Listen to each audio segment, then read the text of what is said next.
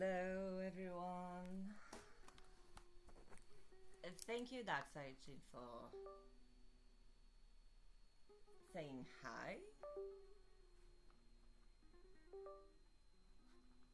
Okay.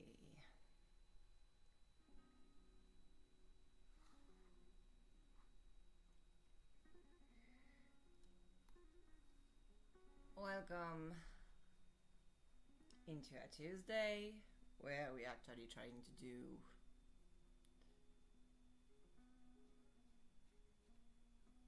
Arcane and League of Legends related content. I swear the episodes are nearly ready. I swear. Just that I don't find the time to edit it because, hey, had a crazy life going lately for my greatest pleasure, by the way.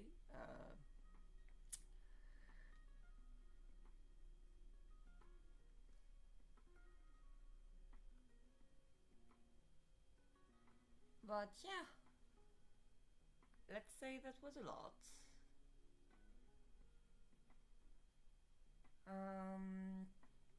So what I'm going to do is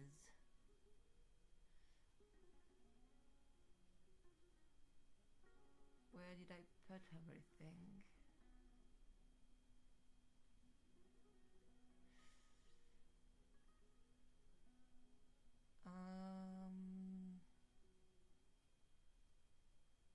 Oh my gosh.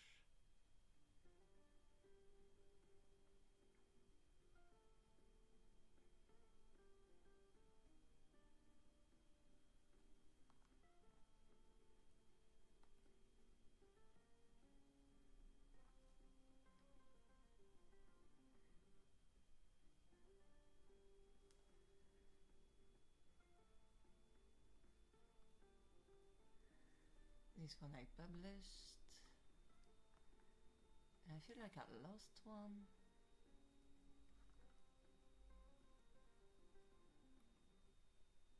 Oh yeah, that one. Okay.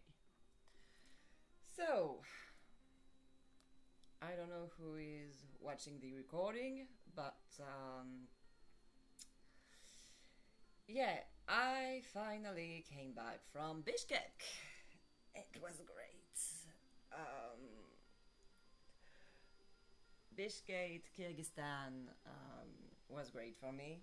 I hopefully they will get me some recordings of the events where I can publish some stuff in my own name. And yeah, I'm pretty sure. I'm pretty sure this is going to be in a long time because people there are really sweet, but organization doesn't seem to be, you know. It's clear that some of the stuff they were winging it clearly, but in a good way because everything went so smoothly. So I'm really glad I participated. Hello, Eric Man. Eric Roman. Eric Roman. Each time I want to call you Eric Man, but you're Eric Roman. Thank you for being here. How are you? How are you feeling?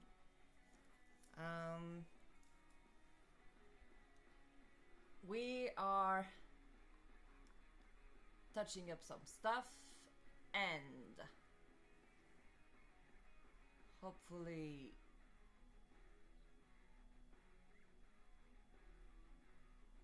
getting some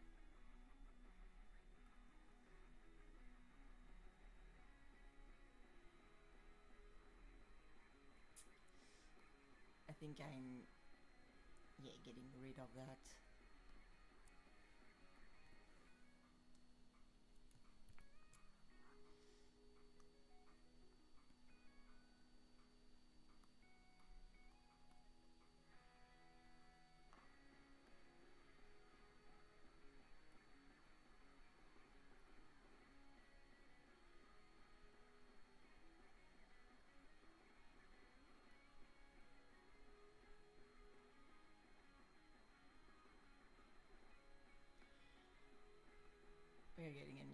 cinematic. As soon as I just made the actual version of their faces so I can finish these damn episodes as quickly as possible. Eric Roman, how are you? How are you faring these days? Doing fine. Went to a Real American Reject concert previous weekend. Oh, what's... Explain it to me. What's a Reject concert? Reject is a group. Is it a group? Is it a concept? Is it a style? Enlighten me.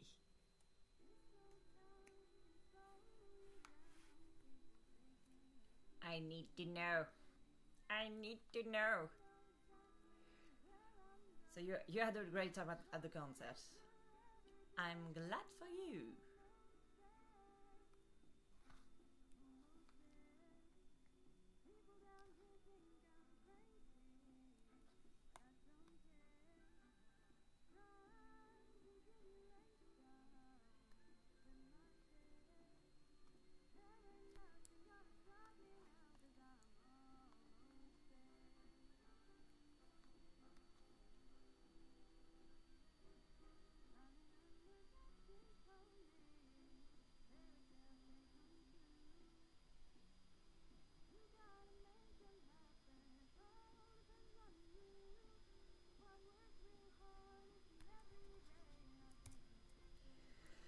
Okay.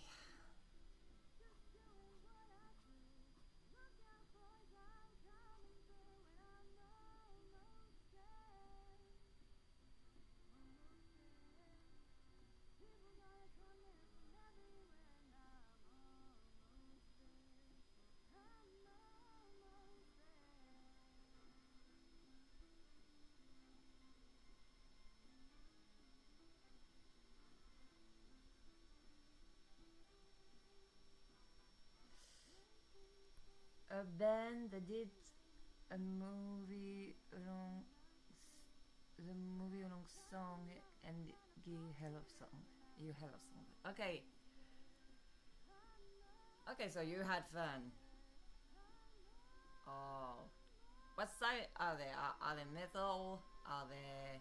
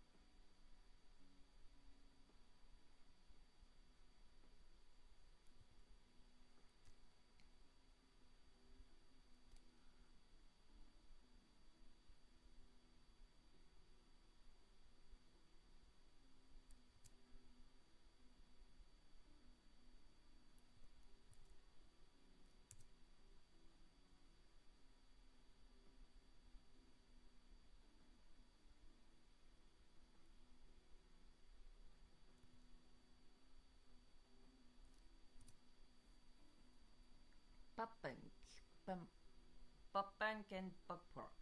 That seems like a good time. At least it would have been to me, clearly.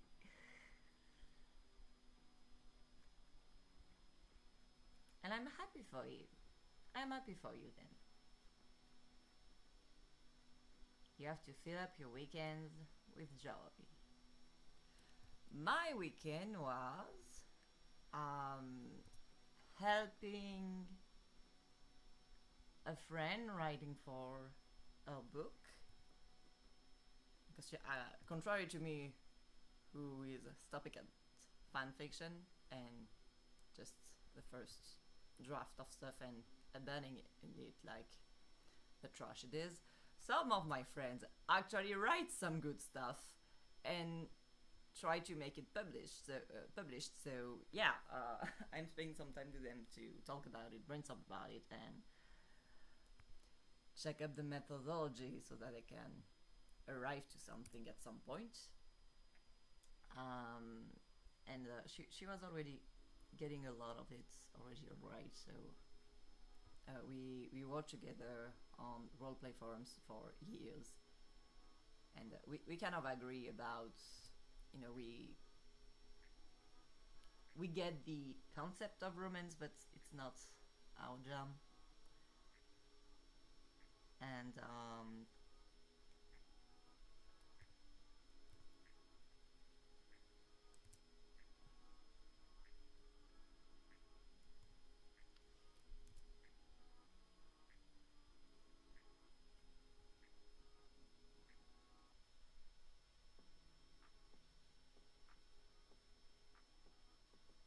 yeah,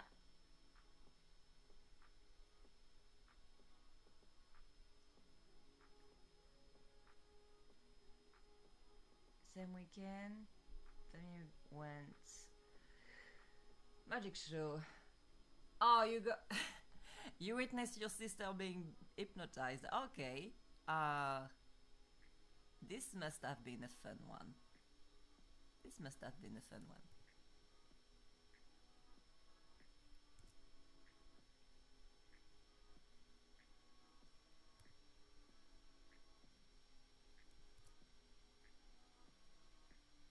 I like hypnose as a concept because if anyone ever tried it, went under hypnosis, um, it's actually a lot of tricks to get that part of your mind that is just uh, a bit more pliant, a bit more automated, and um, you could say submissive, but that's not really the case.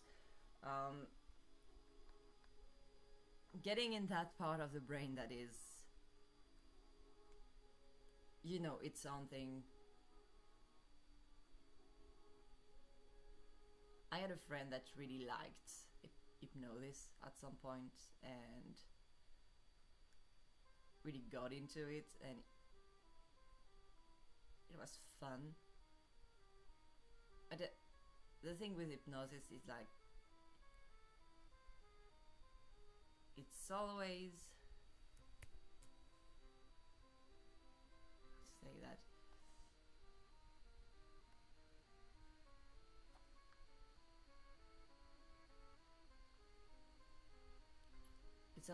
it's always something that you let happen. You won't ever force someone who doesn't want to do something to why they are hypnotized.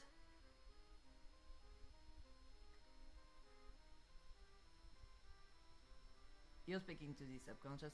If anyone feels, uh, you know, really threatened, they would not do it. But I'm not sure about the theory. That was the way he explained to me, but I'm not sure about the theory because,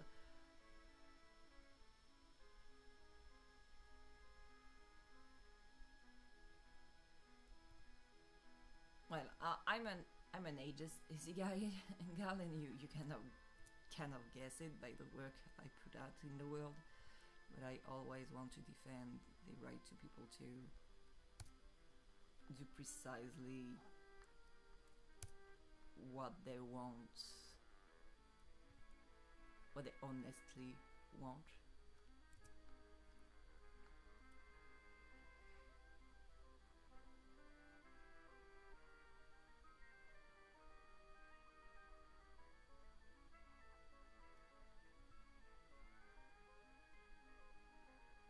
So the idea of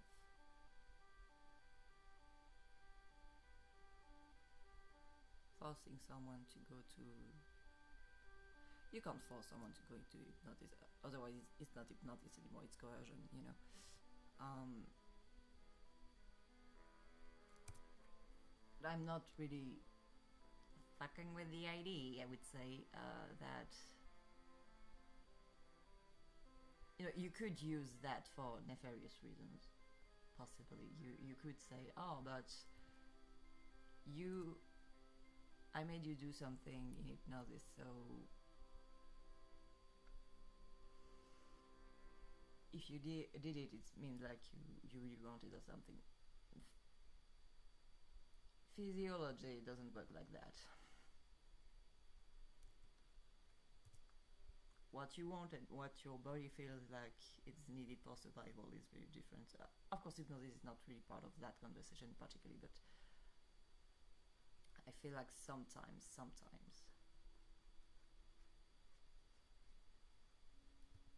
people could be using it, not really understanding the harm it could do to people to say something like that, to equate.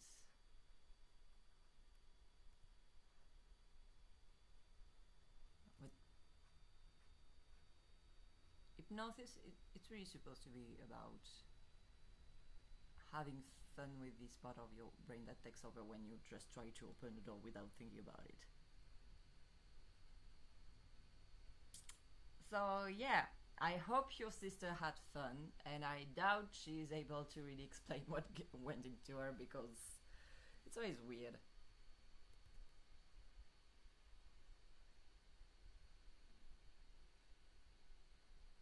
Talking about this kind of experience.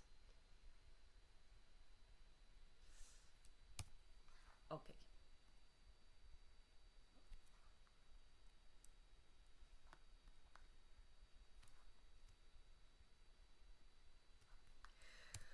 What did I do this weekend too? Oh, I played D&D. I played D&D with a lot of good friends, and they kind of hijacked a planned event I had with all the friends.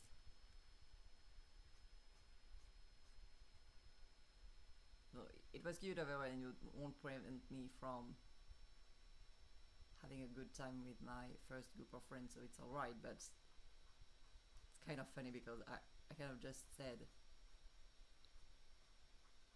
"Oh yeah, I'm doing that this weekend," and they thought that, "Oh, it looks fun. It looks like fun. Yeah, let's do it." And I'm like, "Okay, okay."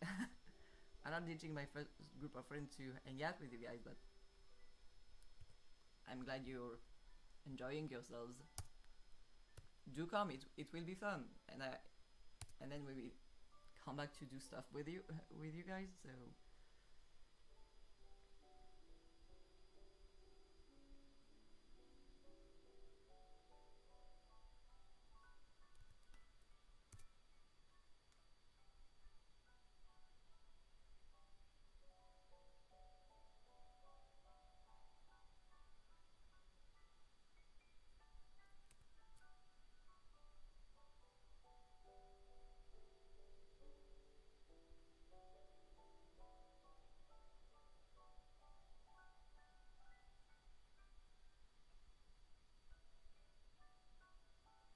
oh yeah, welcome back. Yeah, fact is that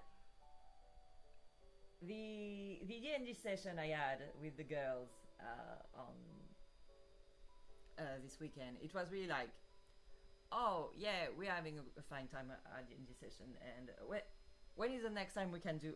We have to plan the next time we have to do, and I'm just like, and we're planning stuff around our different schedule, and I'm like saying, oh yeah, yeah, I know that at this date you have something because our common boyfriend actually has to ditch me this weekend to go to you or stuff. So one day he spends with me, the other day he spends with you. So yeah, I know about what you're doing, even if I don't go myself, because he's spending like the first day with me, and the second day I continue to do the stuff we went to together, and he goes to you, and I'm like telling him, oh yeah, we're doing that thing where we are actually doing um, life-size role play, like you were in an MMO with a bunch of paid actors and benevolent, um, in a huge forest slash park, and those are my new D&D girls. So I'm basically telling, yeah, I'm playing a live MMO while being costumed.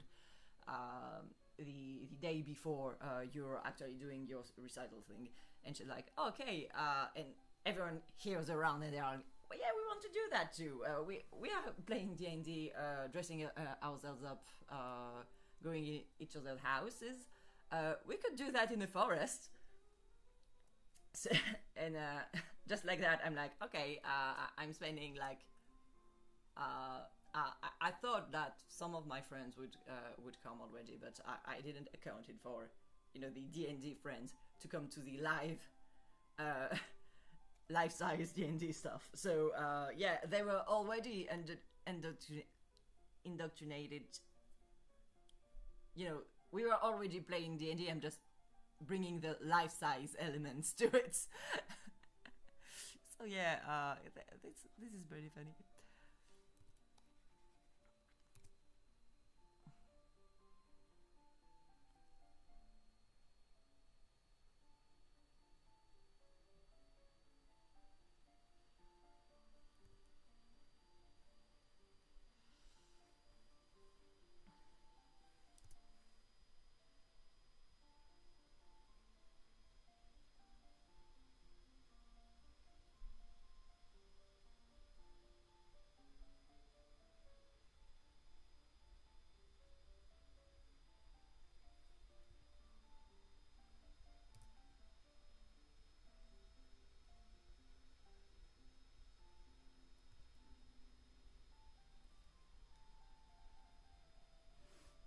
LARPing plus D&D together. Yeah, you can. We are lucky enough in my region that there is something really accessible close. That is doing it not the whole year round, because of course it's a forest. It would be dangerous to do it in the winter, But if you don't have, a specialist park like that, you certainly have some weekends or rent fairs or events you can hop on. I'm pretty sure that I'm sure people have, those planned where they go with for a planned weekend where everyone is dressed up and is either solving a murder mystery or doing foam sword fence matches. I'm pretty sure you can find stuff.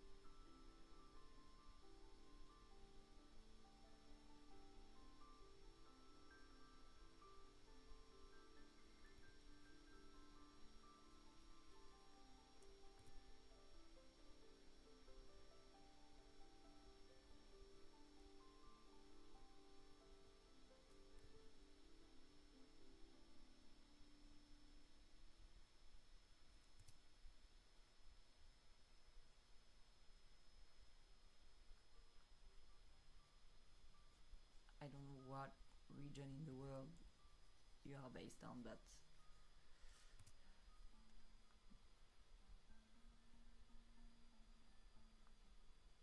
Ben 10. I wasn't in the Ben 10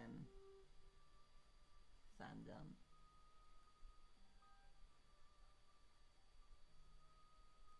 I have no idea if it's a nice place to be or not.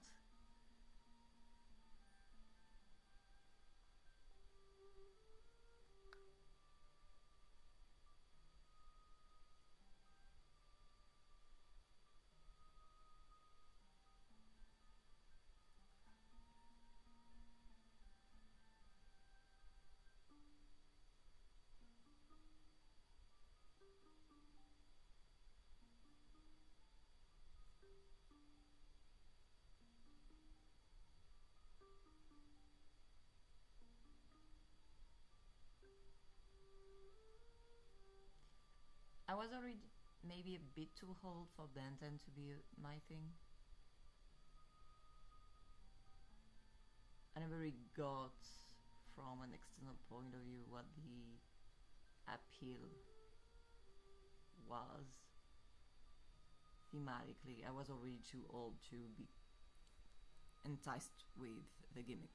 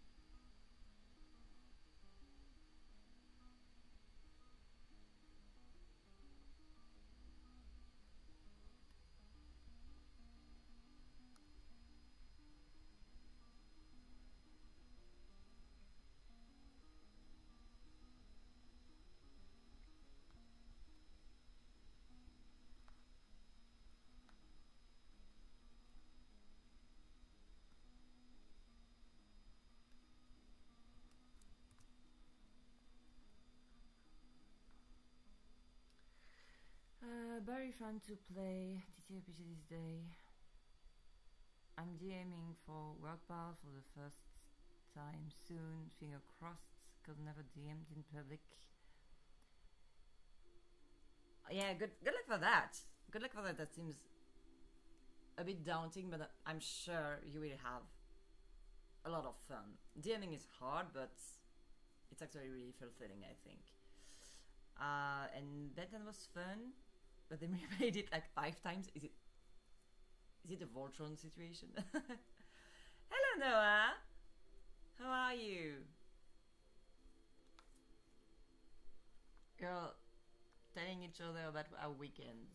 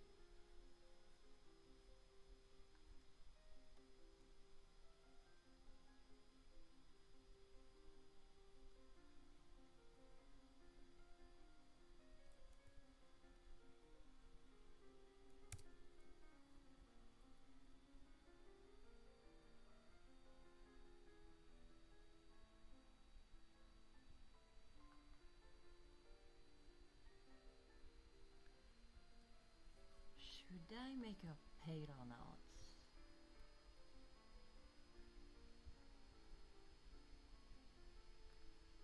The whole thing about Jinx at the end is that she's not that paid anymore.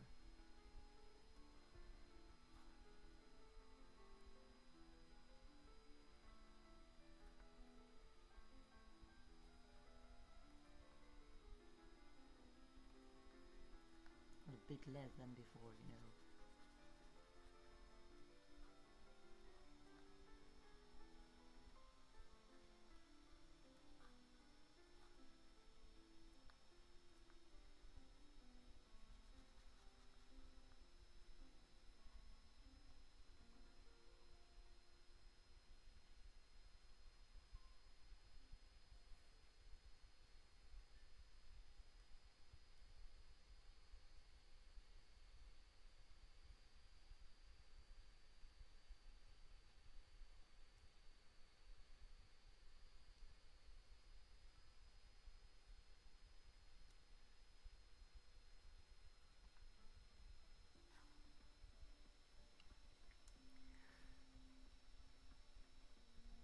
Yeah, you got that right, Noah. You got that right. We are converting people to the magic of make-believe.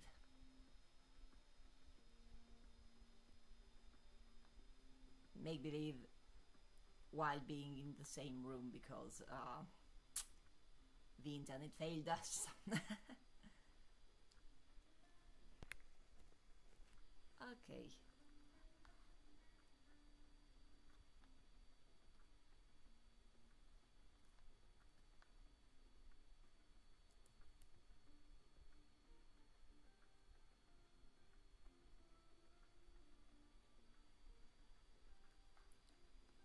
Can I?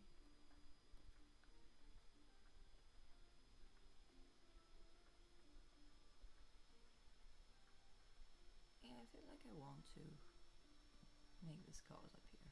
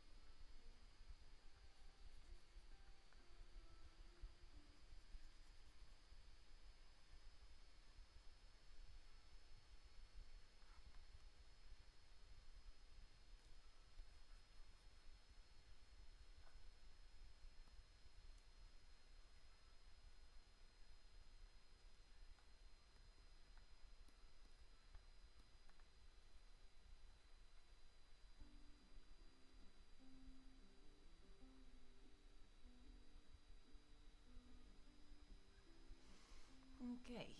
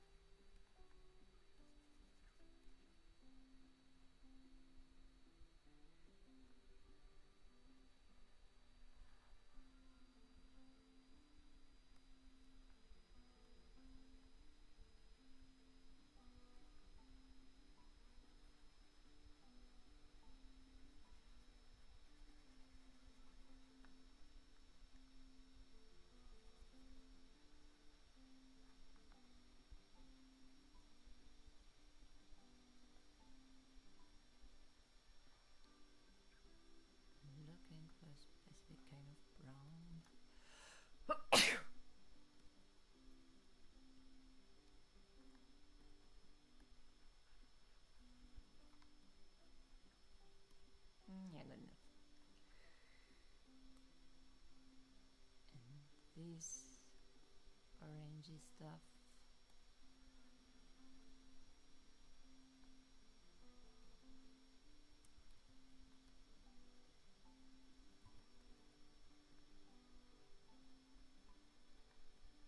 And then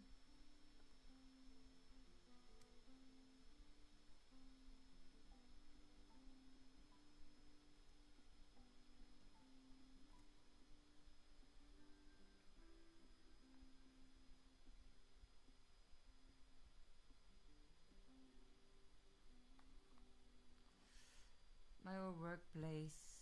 I'll call it even one of them becomes a DM, so I can finally play.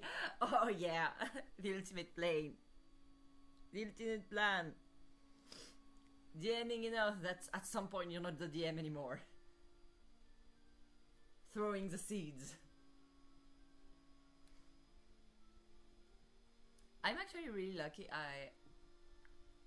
My current campaign DM. Yeah, that's how you say it in proper English. My current campaign's DM actually prefers to DMing rather than playing, and that's pretty rare. And she's actually adorable. Most of the players there are newbies to D&D, and so she like over prepared everything, so we just have to think about playing, you know. She didn't bother us with every of the rules and stuff like that. She literally made us like small envelopes. Inside of them there were our spells for the spellcasters, and she prepared like little envelopes with spell cards we can choose from every time we level up.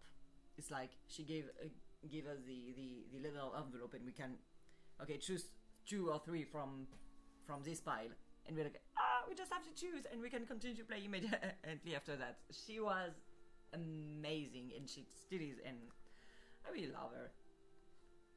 She is an amazing DM.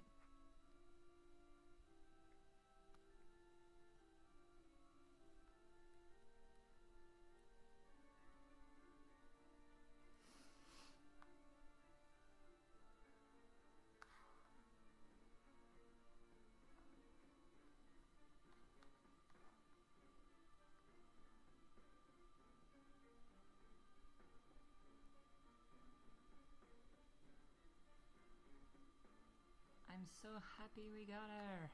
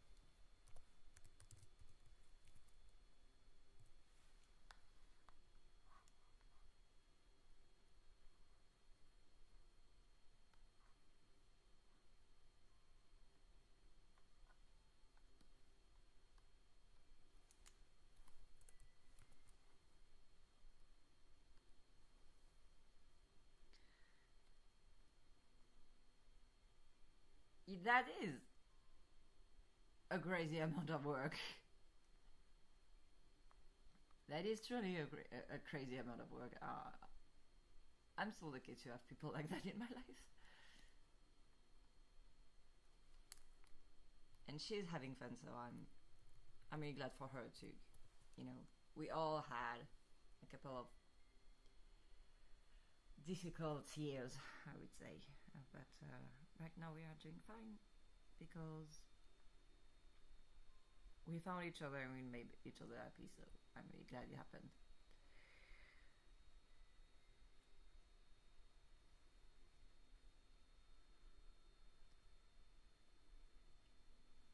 Needless to say, she had the hugs she deserved.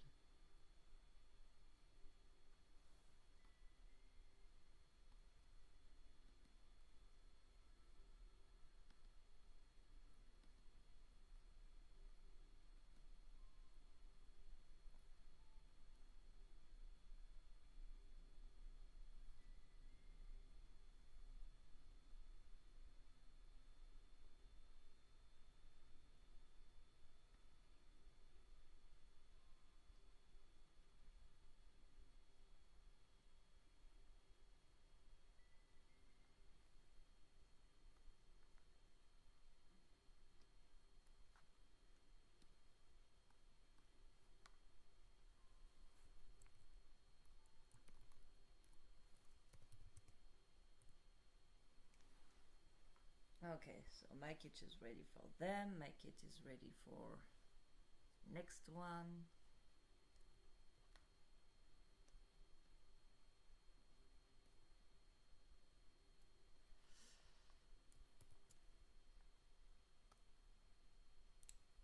Episodes are going to come up like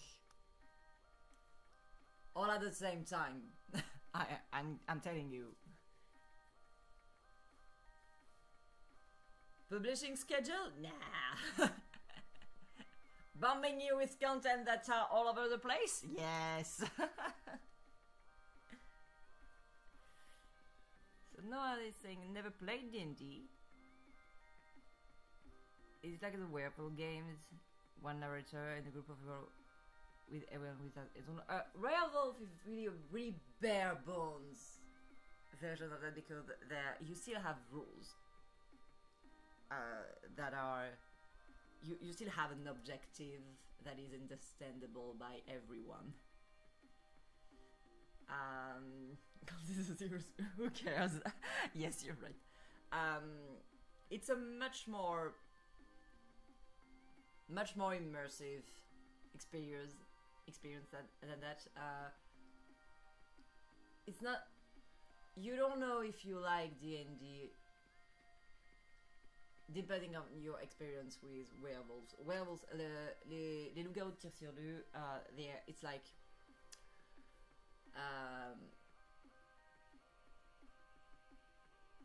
you still have this idea of everyone knows what the objectives are and there are teams and stuff like that. When you are doing D&D, you're basically saying, "Fuck it, we do what we want." D&D comes from war games. War games were popular in universities in the 50s. And war games were like paper versions of 4X games. You know, you had a huge map with a lot of math involved with your units and stuff like that. And basically, you had this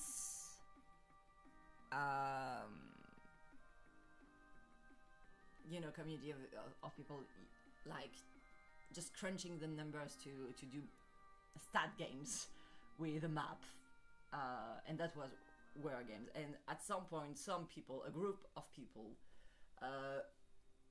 made it so their war games were more interested into one individual than the management of armies.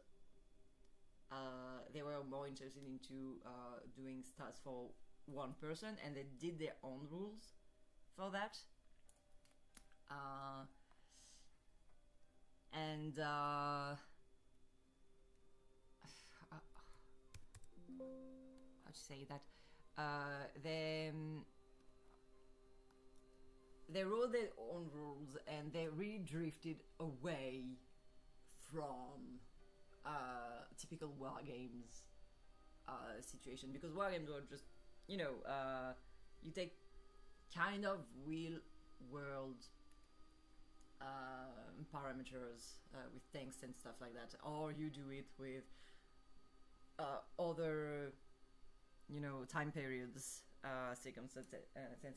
They went into a thing. Okay, let's do individual war games with medieval looking environment, and let's do stuff and have fun. And they are doing their custom rules and custom math for that. And at some point they had a point in their campaign where one of the characters was a wizard, and they blasted a firebomb killing a dragon at the top of a cliff. And at this moment they knew, okay, we are not playing war games anymore, we are doing something entirely new, and this is awesome. So that's where D&D comes from, and every other tabletop role-playing games comes from. It's like those two crazy people with their group of friends that were doing something really weird and out there and fun, using something that they are warped so much beyond war games that they kind of like, okay, maybe we can make it its own product, War games were, this is really the Warhammer thing. War games were about, having your little figurines and, playing on the map. They were doing that with individual characters, and they were just rolling with their custom math for the thing. And their homebrew war game became the first version of the first edition of D&D.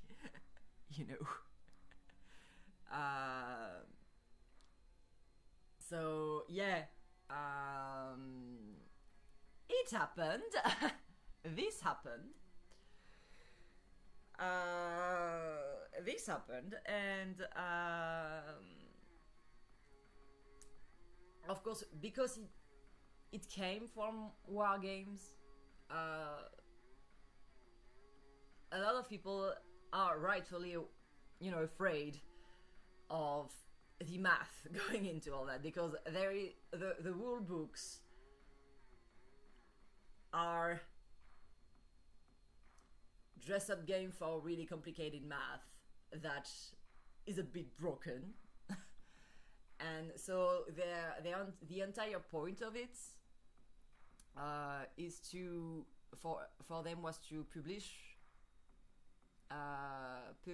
rule books that would relieve the tension of trying to balance the thing out, even if the balance were broken in the first editions, and they are still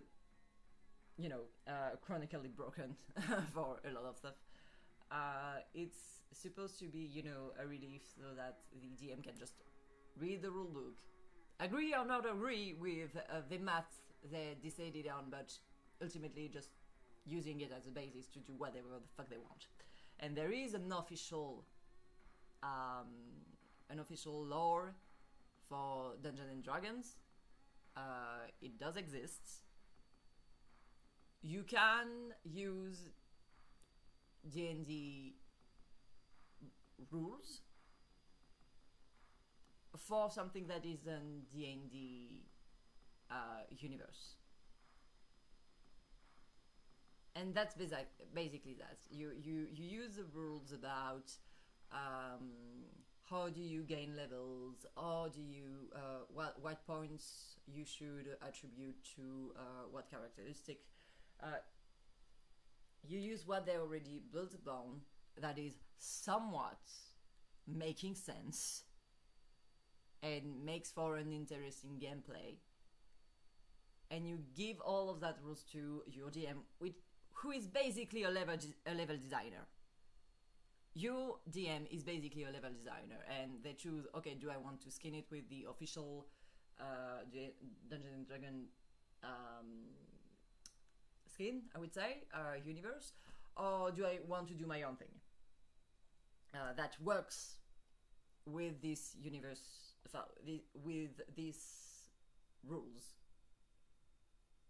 And so most of the time you kind of make up your own fantasy world, and or maybe futuristic world. You can to do that, but you have to adapt the class system. So you have to imagine, okay, do I want my characters to be this or that? Do I have to adapt it?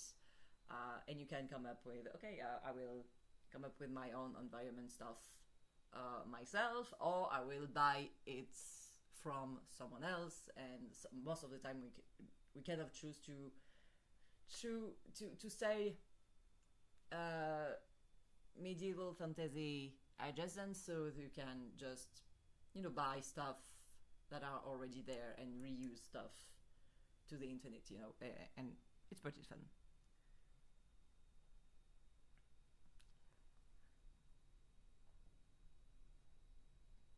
Oh yeah, this is too big for one person. This is too big for 100% actually. Everyone do what they want, so and there is a lot of things that the D&D lore is actually pretty funny, because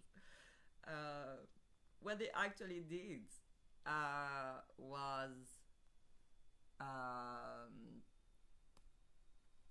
I'd say that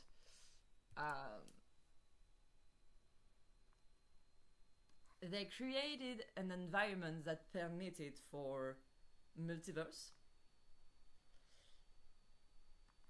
And when you do that with a universe, you're basically creating yourself, an infinite world. No matter what you do, it can fit. Even if you say, "Oh, I'm doing my own thing," it can fit. It's a multiverse thing. You can do it.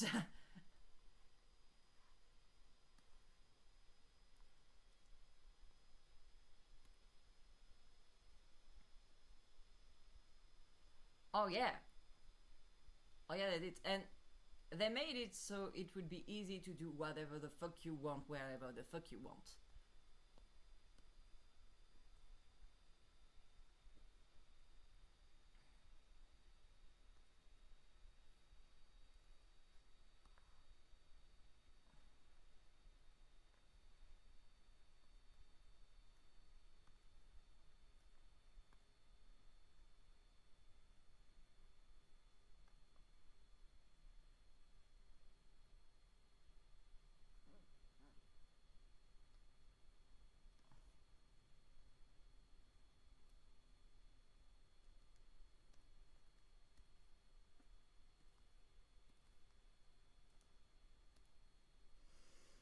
So yeah, okay, my music went. Oh, I didn't like it. Okay, I'm going to take a break soon-ish.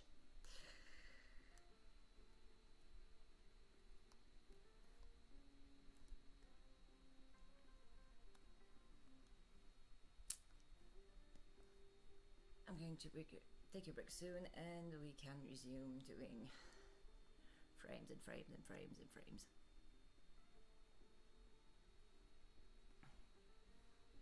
Alright, and thank you again for everyone who took the time to take an interest into the silly fan fiction. Silly fan fictions, actually. I did several. If you feel, if you've been following me for long enough, and I know that's all your cases.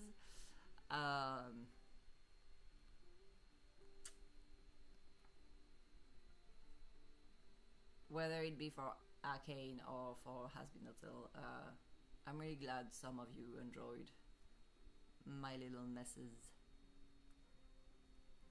My little messes.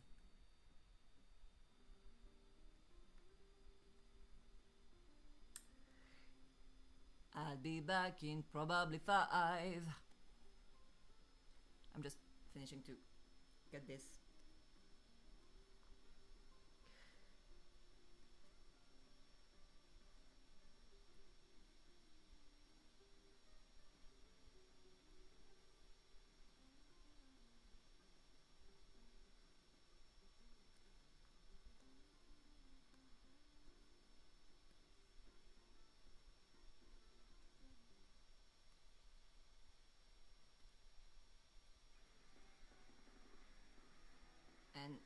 like a true...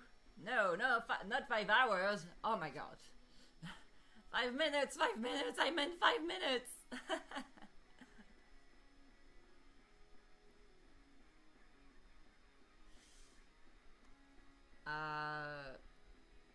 No! I know I'm cruel, but not that cruel.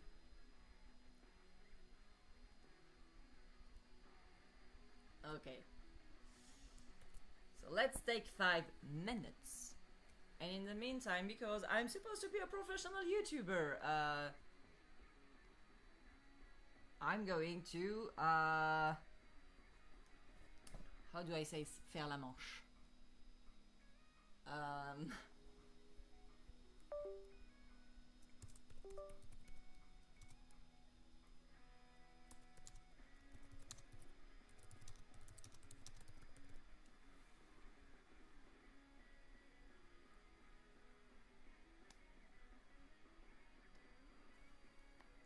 Yeah, as a professional YouTuber I am, I'm going to tell you, okay, objective, let's not make me rich, but let's keep me being able to pay my all.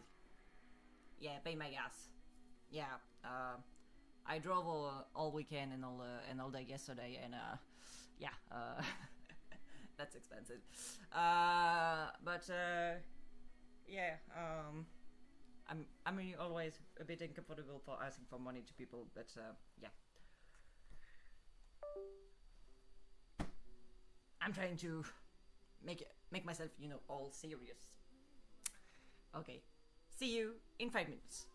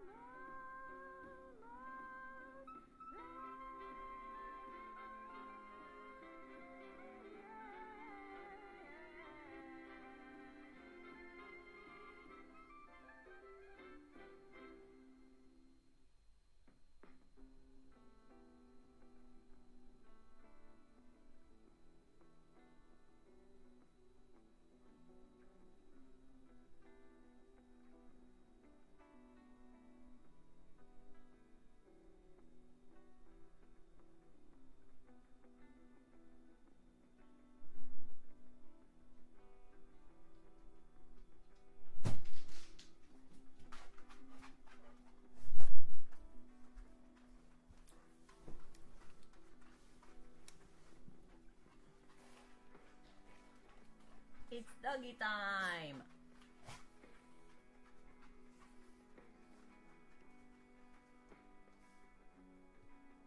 Tu viens? Oui. Oui.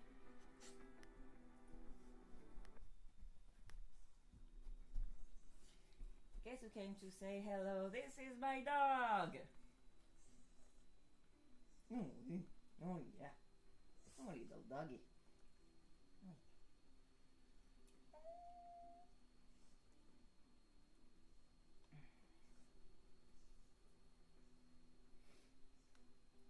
He actually took a shower recently, so he's all clean. He smells good. Oh yeah, you smell good. You smell good. Oh yeah.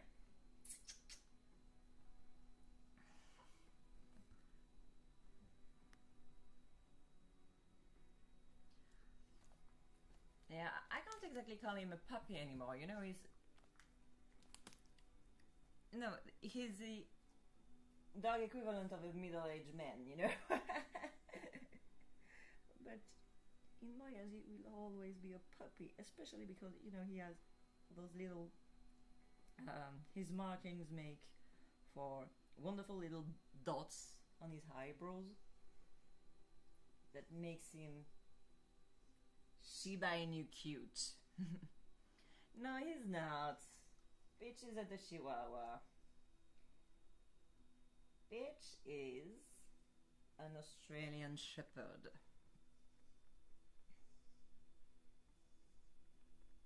What we call how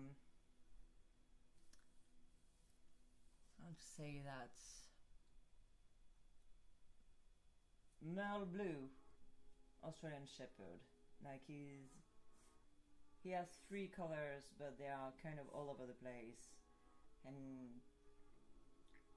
the all over the place is white, fiery orange, black, and a little bit of cold gray.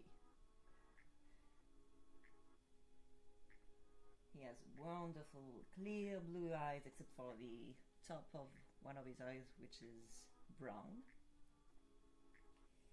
And he has a winter coat that he keeps spilling on my sheets endlessly, but yeah.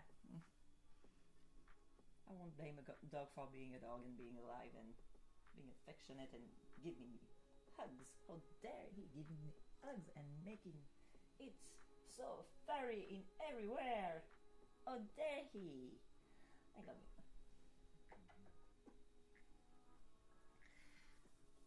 But yeah, no, he's a bit bigger. He makes for a bigger plushie than Chihuahua.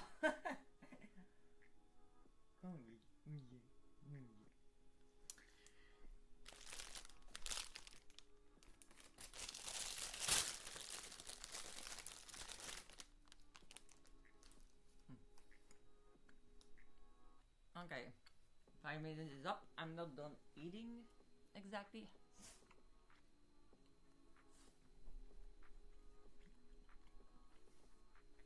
And the dog is still there. Oh no, you don't vomit on my stuff. You don't. No! No. No. No.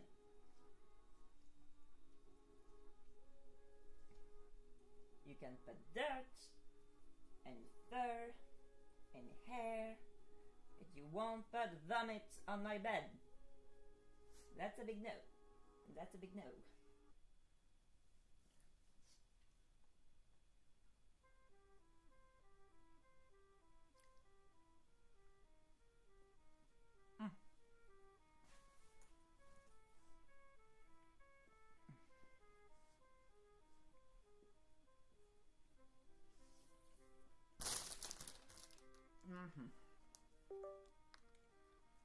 Okay, let's go back.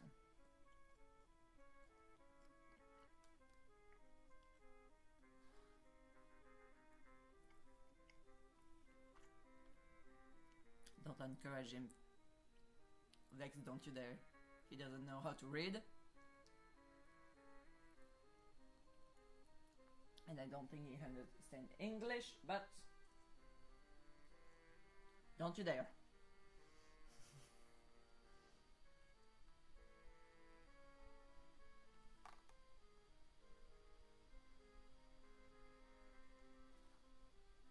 Okay.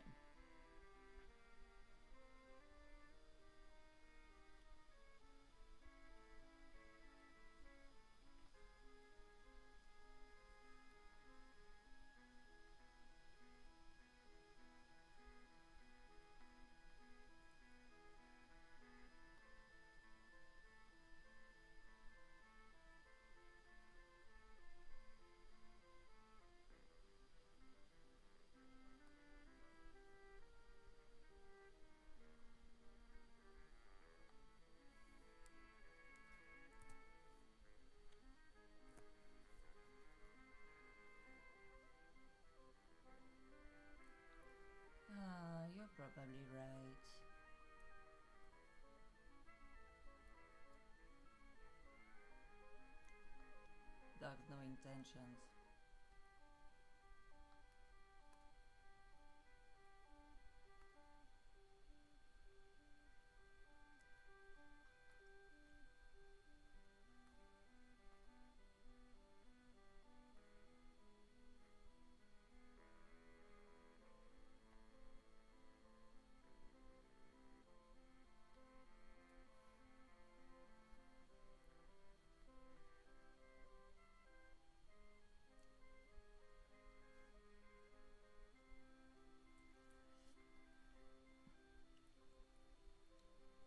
You know, I've really hesitated.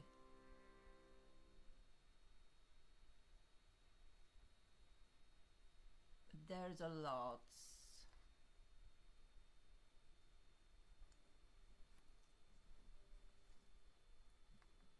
I'm trying to put into these. And sadly, I can only imply the very good friendship with Lux.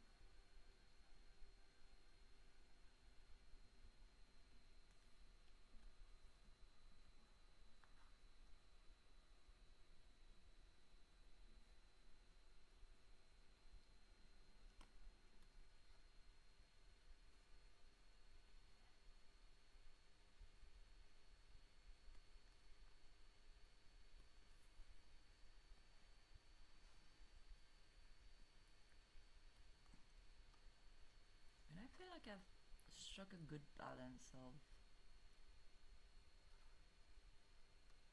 stuff people can,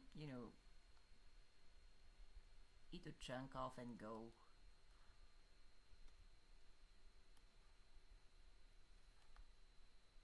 Without engaging in my whole alternate universe,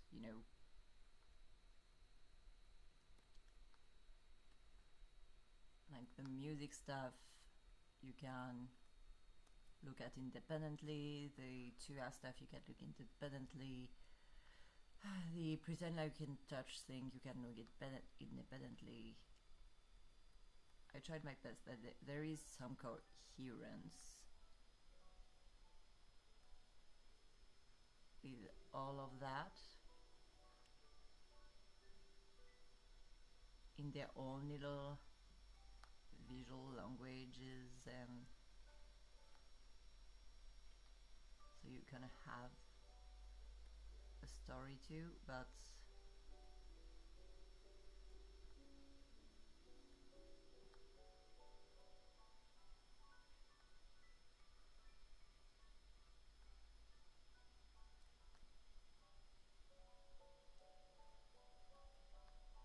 my main regret is that I can't. I kind of beat my own.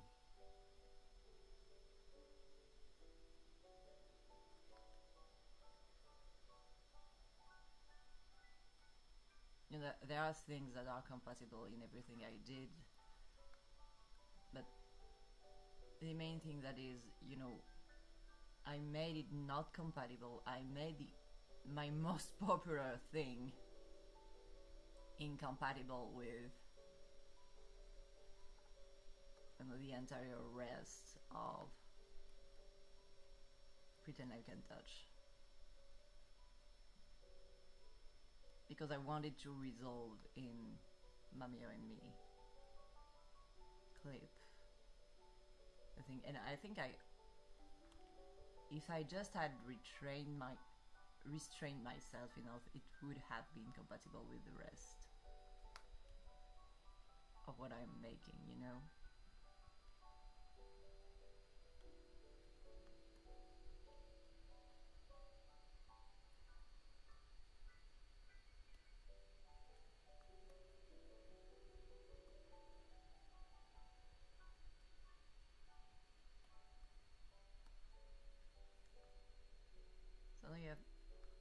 a weird version of my alternate universe where you have to wonder, okay, were they together or not before she went?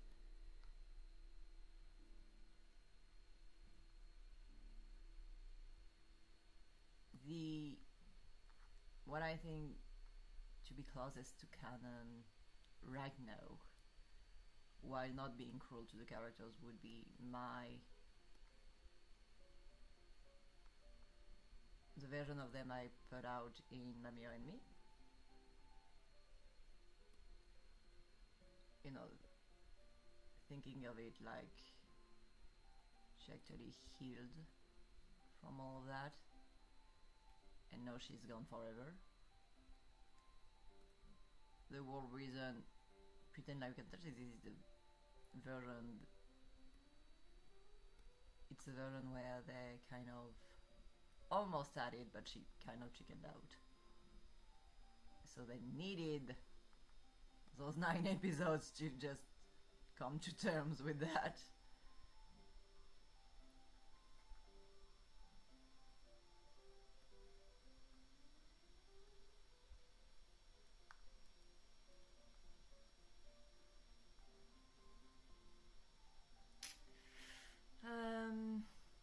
Some mom shippers were worried that Lux would appear in like season 2 and Light Cannon would happen. Frankly, Light Cannon isn't remotely a thing anywhere in official material, you know. It's like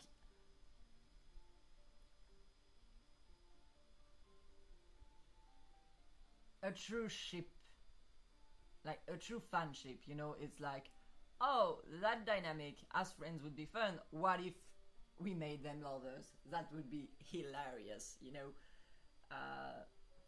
But the second you take it a bit seriously, it's like, you know, not that fun.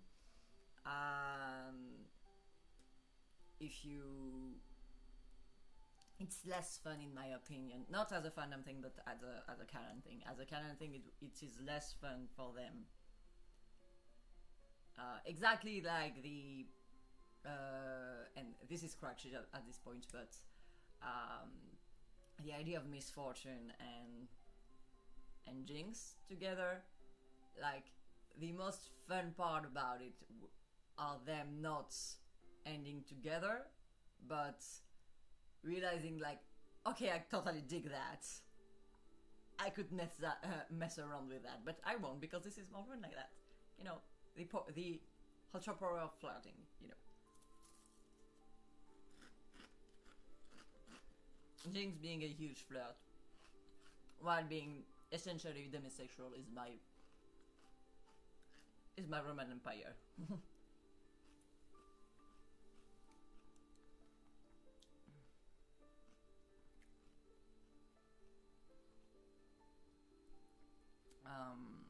But being worried that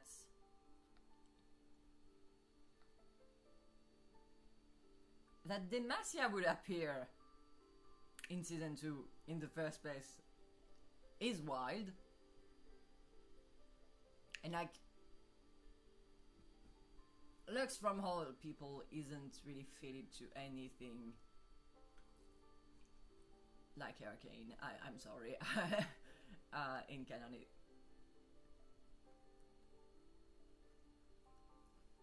I know not everyone is, you know, scriptwriter material, but yet. Who would dare? In a writing room, who would dare bring that lady up just to ship it?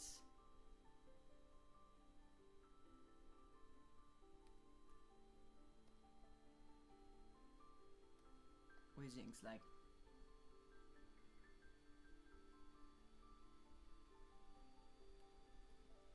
Yeah. Lux and Jinx would never enter in canon. Oh, no, just in promotional stuff.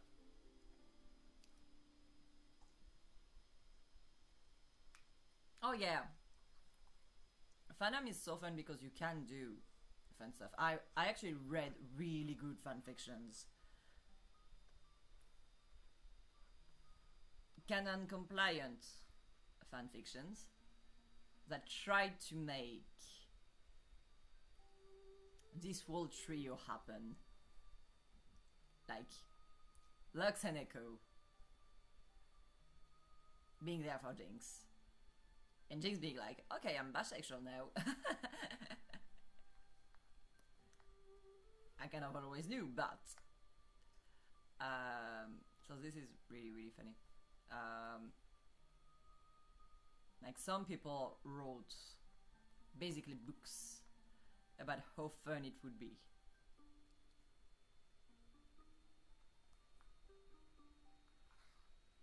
Go read them. Go read the fan fictions.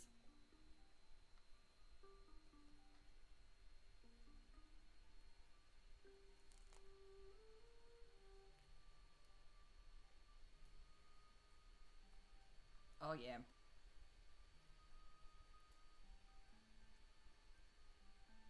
Besides, she kind of had a nice arc with Mage Seeker.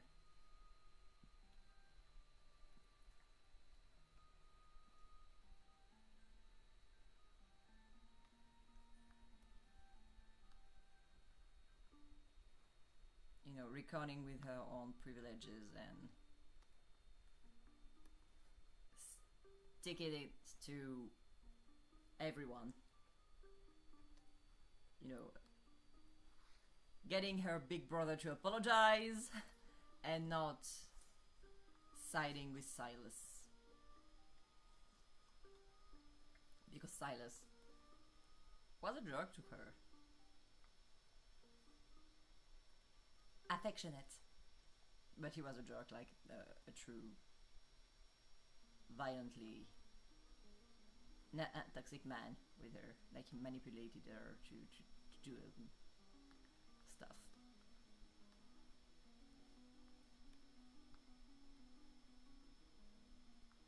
But it's really funny when you watch the. Oh, thank you, Noah. Thank you very much. Thank you very much. This is really appreciated. Ah, for the fuel. For the fuel.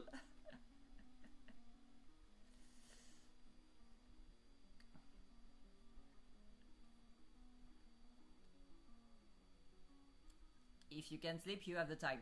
I'm kidding. I'm just kidding. Please, people, sleep. Take care of yourselves. Thank you so much, Noah. We will treasure it.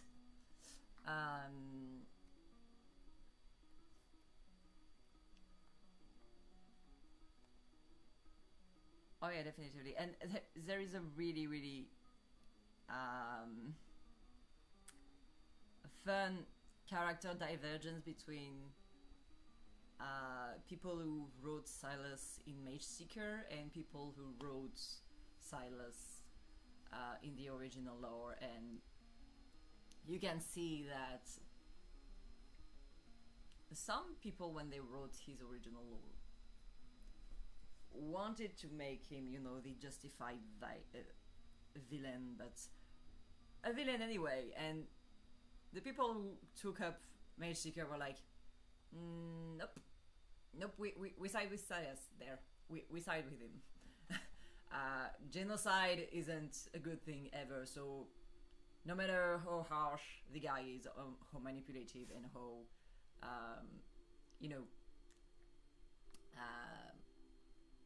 how bad you presented it, the guy is actually a good guy. So they made him lose his edge a bit. He had an edge that he doesn't have in Mage Seeker. They made him really softer, but it really makes up for, you know, it's... Oh, sorry. Don't dumb it. Please don't dumb it. They made it so that you really can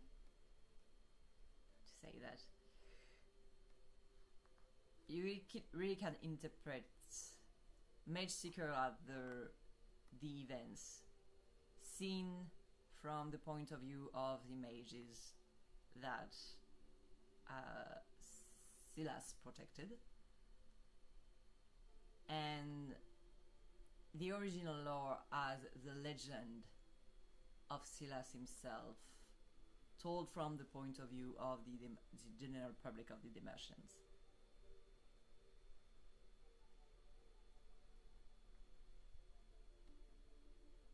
And we kind of had this, you know, the change of how the lore was written for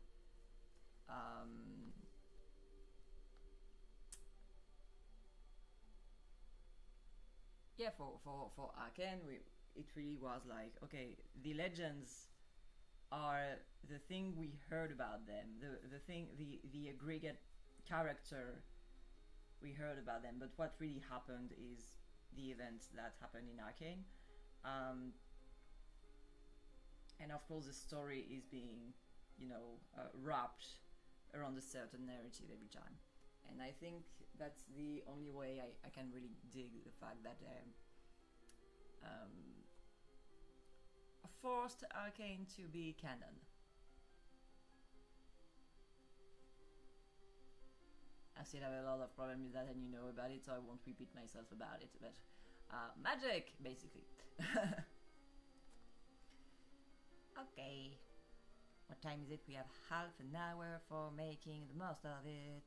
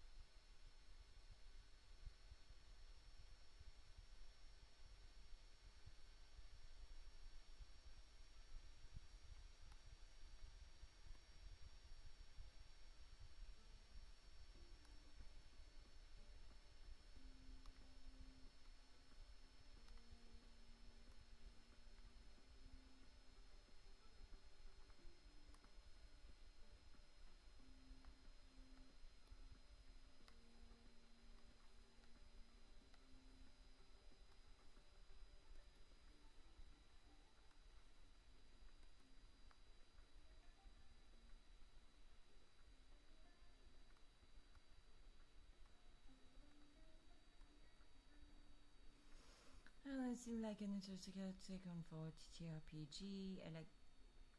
I did an Arcane TTRPG. Oh wow! A while back, and now I wanna do Demacian X Noxus with homebrew subclasses. It would be awesome.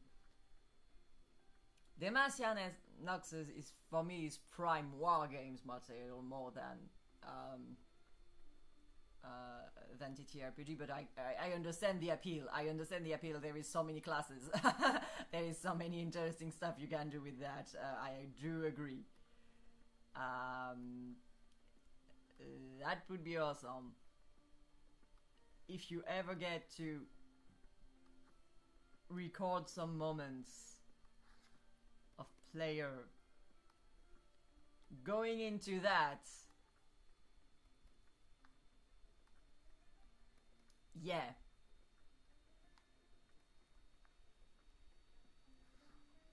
The fun we would have.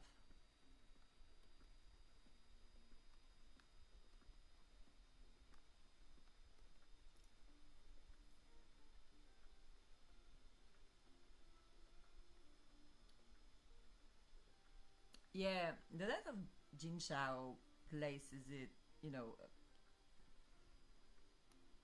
it makes the canon diverge in a way that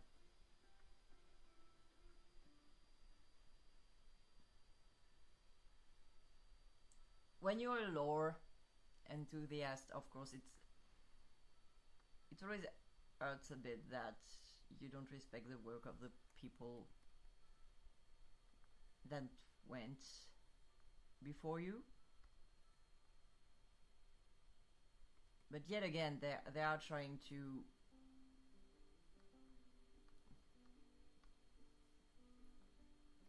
make something interesting out of it.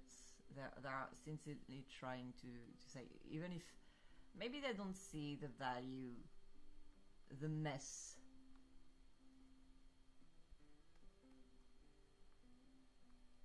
the moral mess of it gave out. I think my main problem with the retcons of complicated, lore-heavy stuff is that they tend to try to make it more appealing to people we don't care about. I personally don't care about, like people that are afraid that people are not intelligent enough to recognize the nuances of worlds where there is no good or bad guys, just people trying their best.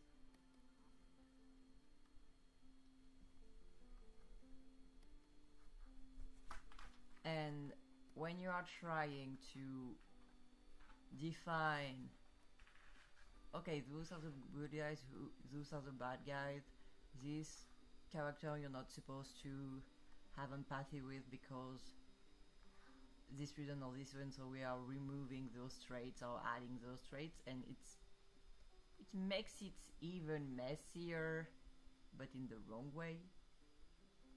Like you some people are making adjustments that just show how flimsy their own morality is.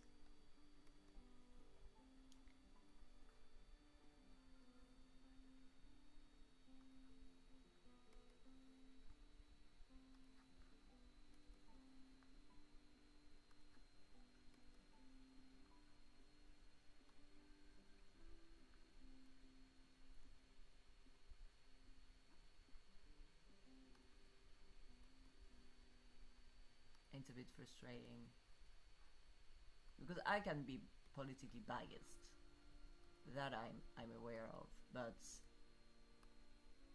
trying to make stuff simpler than what it really is and taking people for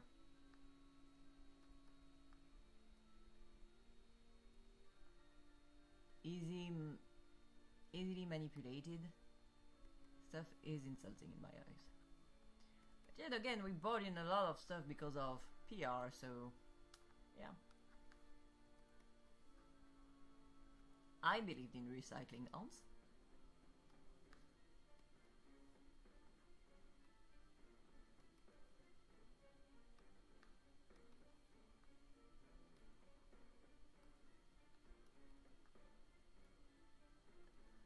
I believe in individual responsibility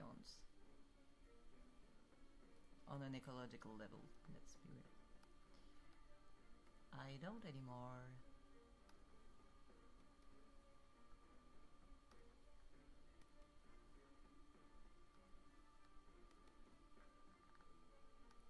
When you see the scales of things,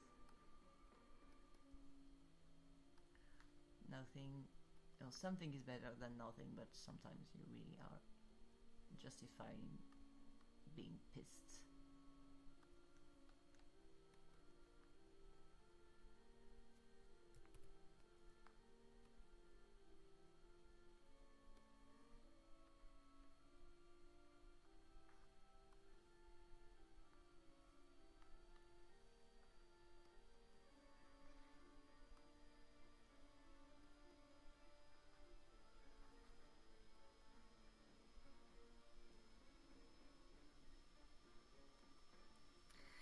I wonder if they're going to keep the current on Mage Revolt. Yes. I don't know. We are still in the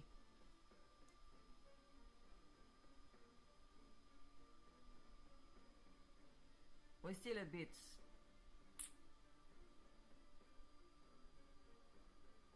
unclear about the timeline right now, I think.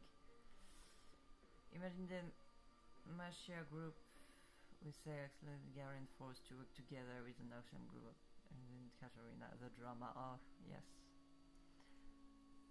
We all dreamt of this exact situation. We all dreamt of it. And we kind of abandoned the idea because of how much they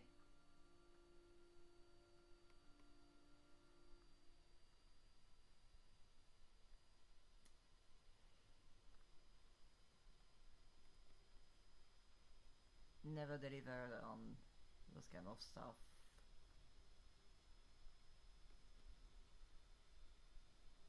Or let's say that some people try to deliver on it,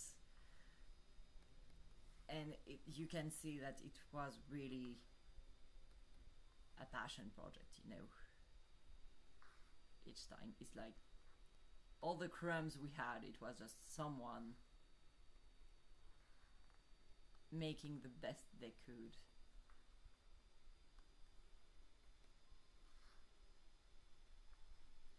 With absolutely no other result than their own passion, you know.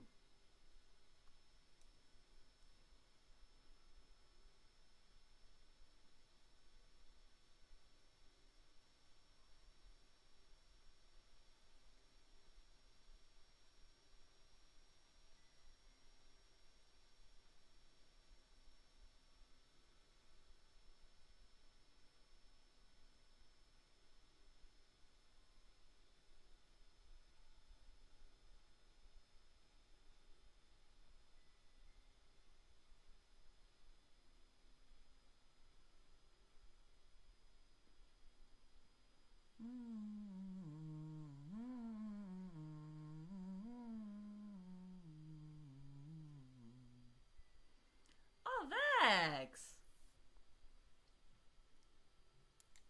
Vex, are you serious? Thank you too! Thank you!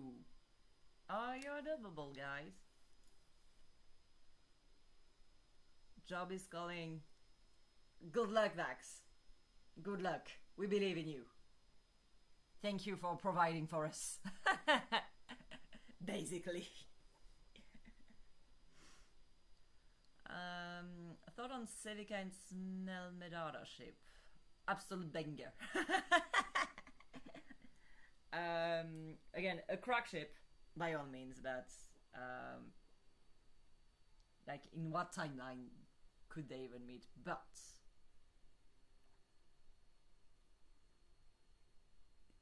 it's a chip that you make purely for the questions it would raise, because they are so different in their way of going about things, and they kind of flip entirely. They basically flip places by the end of the show. Like, Celica was a woman of action with her own belief, but she never took front stage. She was never the face woman of anything, and she had to become the face woman for everything, while Mel was the face woman of basically everything in Piltover, and she had to step down to take actions. So if the story was really about class warfare, those two women and what really happened between those two women would have been the most interesting thing ever. They have no reason to have a conversation ever, but the fact that they kind of cross paths so we can see the change that has happened, in fact, in Piltover is huge. It's huge. They are basically my Sansa and the Hound conversation. The conversation that is so freaking interesting, but has no reason to exist for the plot. Like, they shouldn't ever meet. But the dialogue would be like, oh my gosh. But they have no common ground to actually discuss about. You know, by the time Mel becomes a woman of action, Sevika is already doubting that her way of being a woman of action was the right way to do things.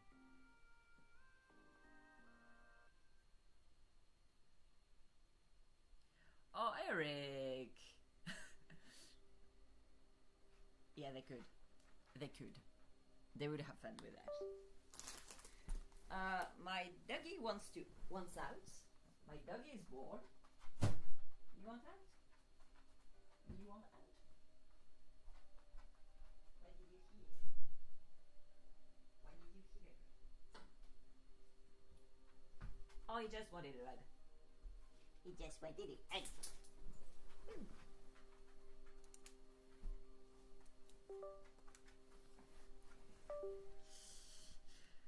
Okay.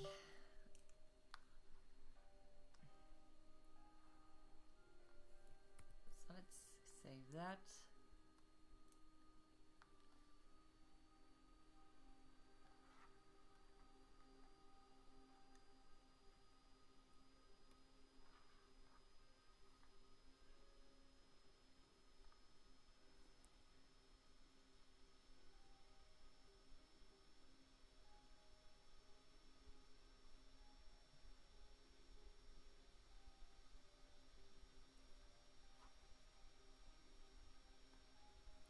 The meanest dog you'll ever meet?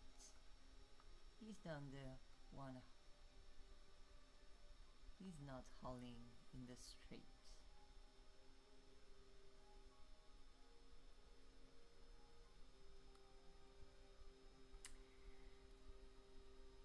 I recommend listening to Hades Down, always, if you have the occasion. I will champion this musical to my death.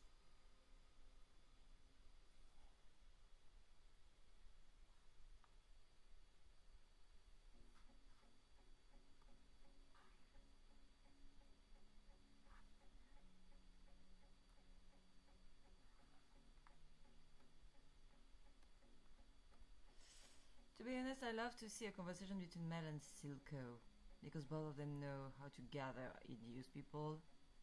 How would they interact? How could they reach an agreement? I think the whole point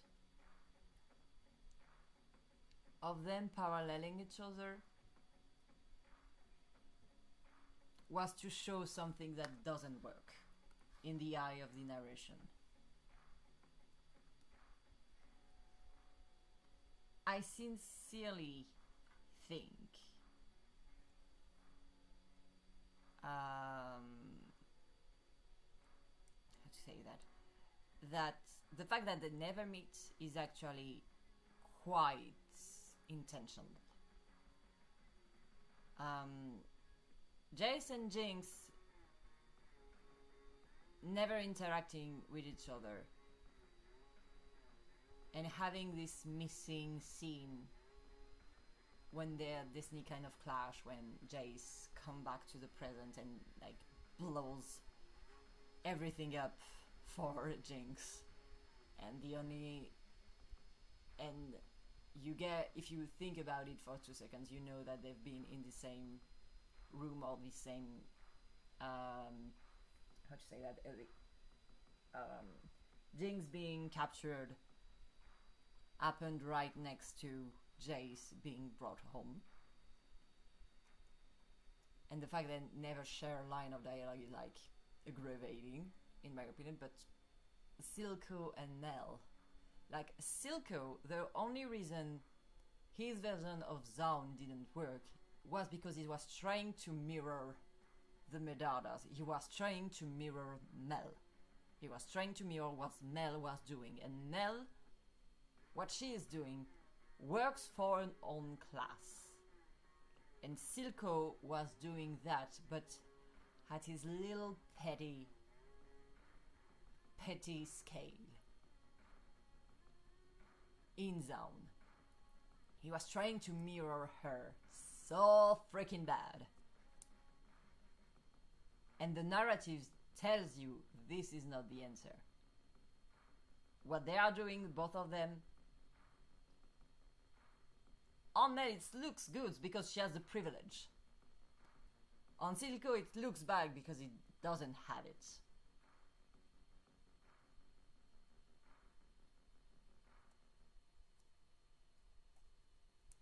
And the fact that Silco is always chasing the shape of what Mel Medarda was achieving, but he never reached that.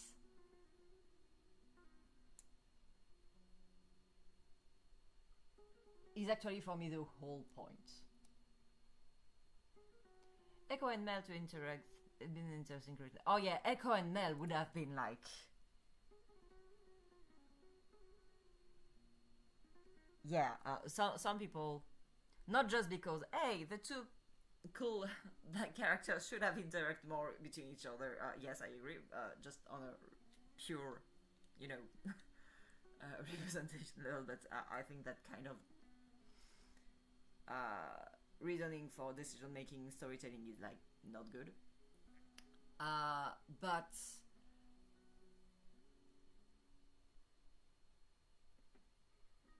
Mel Medarda is like a redundant version regarding Echo. It's not the case, but regarding Echo and Echo's position in the world is a redundant conversation with Caitlyn. Caitlyn is a believer of the system. She is a believer of, the Kiraman's family doing philanthropy and thinking it would work, somehow, that everyone can have an agreement. In a more naive view and in a more hopeful view and a more sincere view than Mel Medarda. Mel Medarda is like someone who has to learn earnestness again, and she learns it from Jace. She learns about being earnest and wanting to do that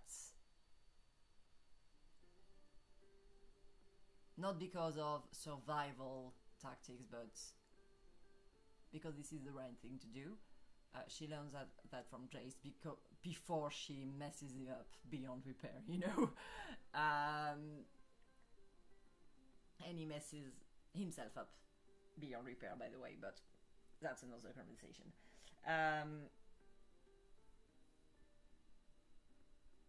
And the moment she would have been, touched by Jace's sincerity and starting to change, probably meeting Echo would have undo all of that, because she would have, she would have been seriously felt indulgent for what she fought her whole life. Before she met Jace, she would have been, ruthless. After she made it, maybe she would have a survival denial response to Echo, and she kind of had.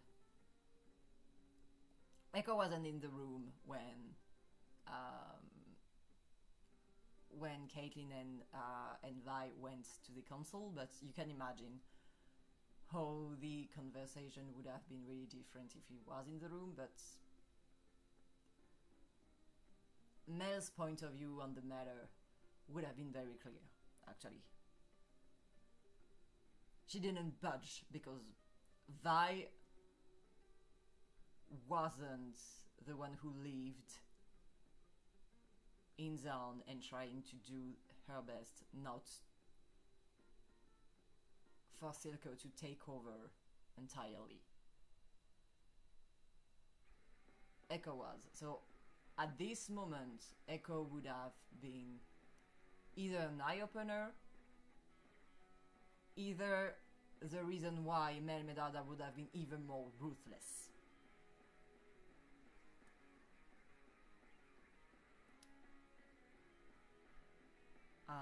And after she becomes a mage, it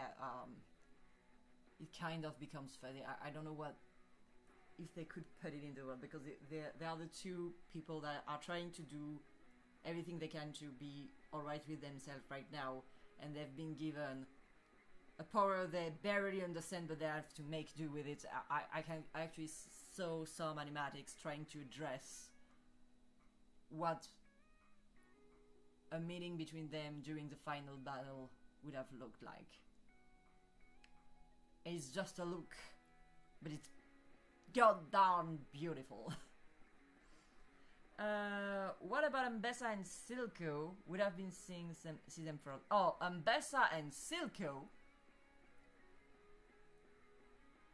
would have been the toxic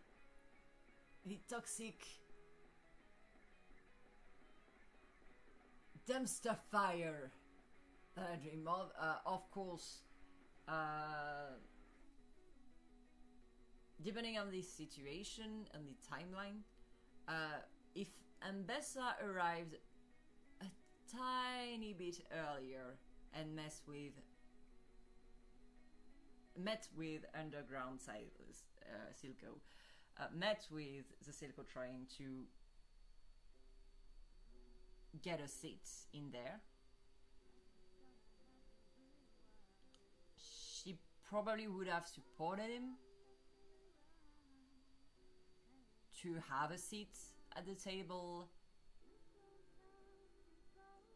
without the conditions that Jace made that made it impossible for him to accept.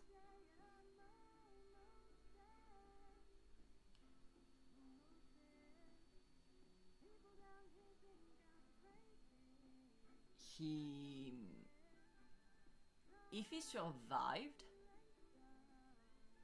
he survived Jinx's tea party, Ambessa would have used him and crushed him and would have scrubbed the soil and the ground with him, used him, in a way that would have been, let's say, degrading. But yeah, their whole thing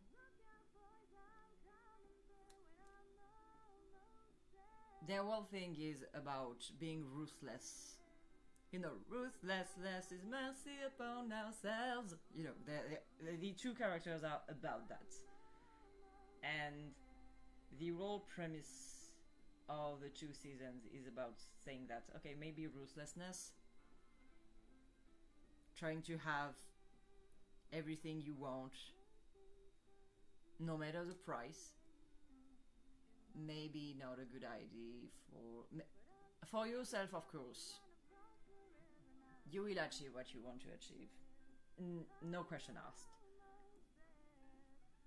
And maybe to you it will be worth, but for everyone else involved, it won't. It probably won't. Everyone would have done without. That's the truth about it. That's basically the whole idea, is that it's, frustratingly wrong for everyone,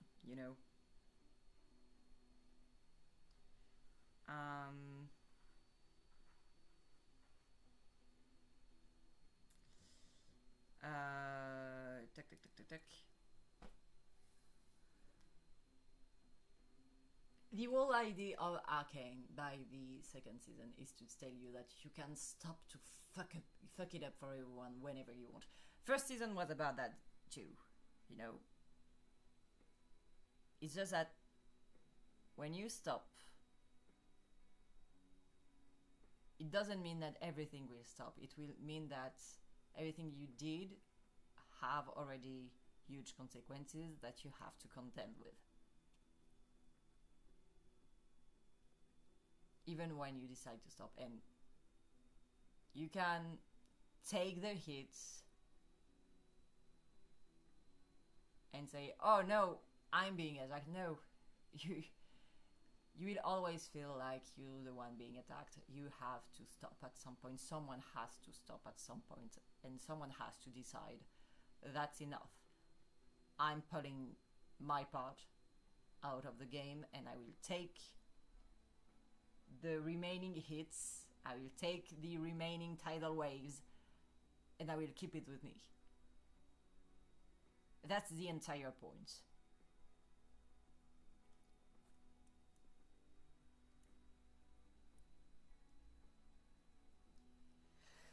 Yeah.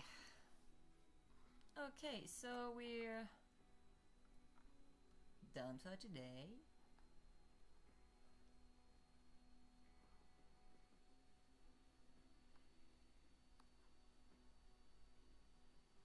I hope I will be able to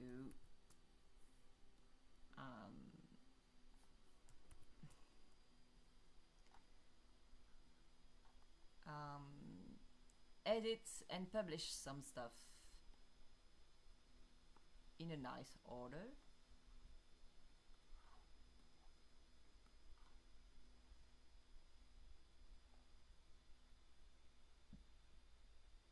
Just know it's coming.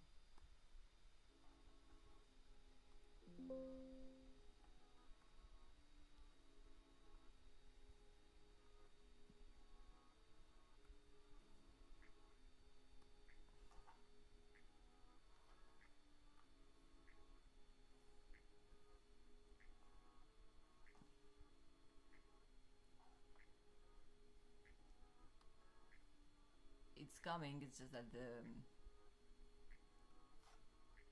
Tua content that branched out into the clips and musical and animatics, so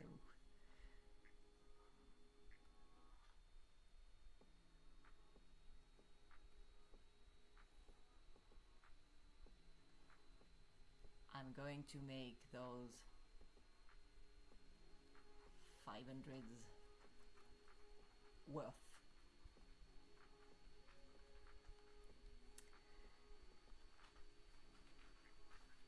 Oh, last minute news too.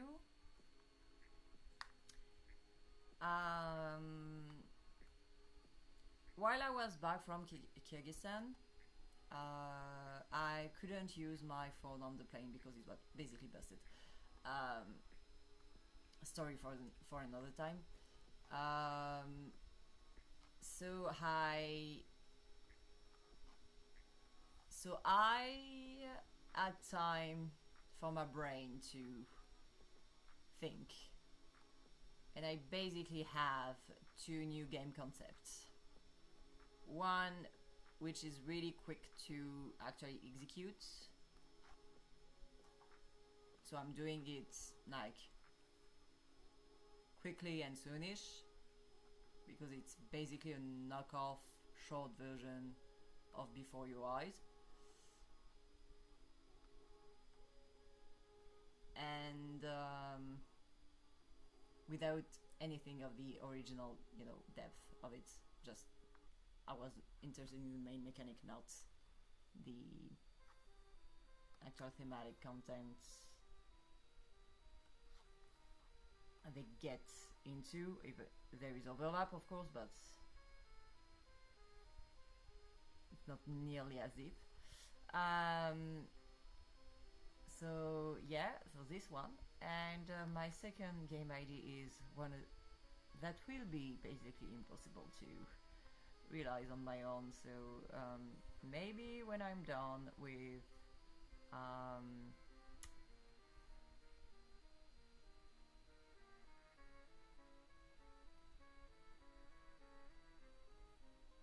let's say that when I'm done with Ethereal Giants, maybe I will talk about that one. But for now, not the case. But yeah, maybe at some point I will do some world building with this one too. But yeah, it's on the same kind of priority for me as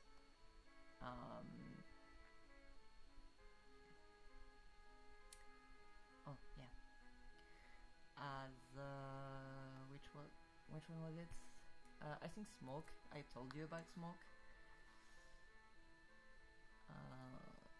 Yeah, I'm basically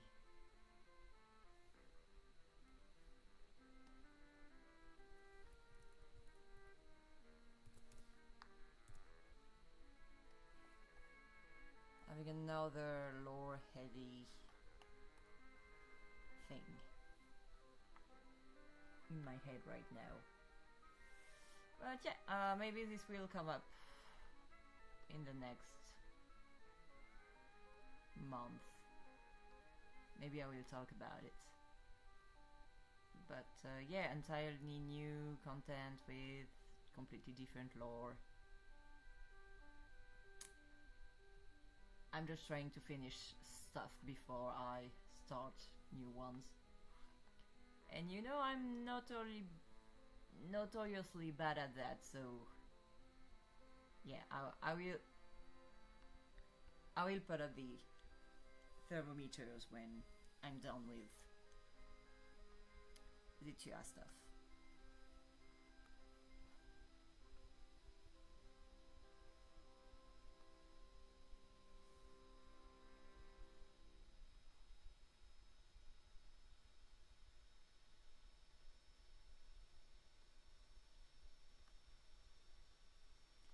Okay, we're done.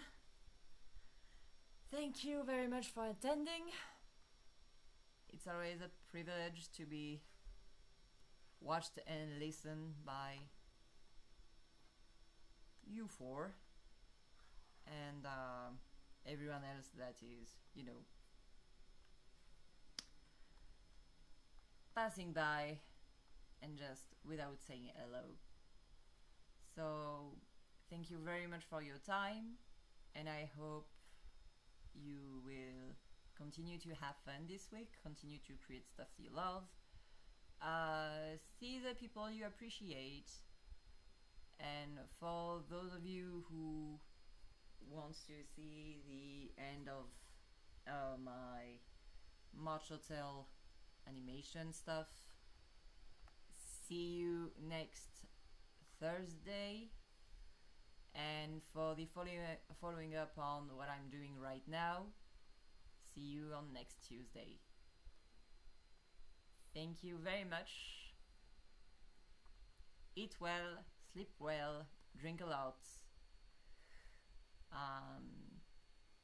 Be kind with yourself and try to make your own corner of the earth a little bit more livable. We love you guys. See you, see you, see you.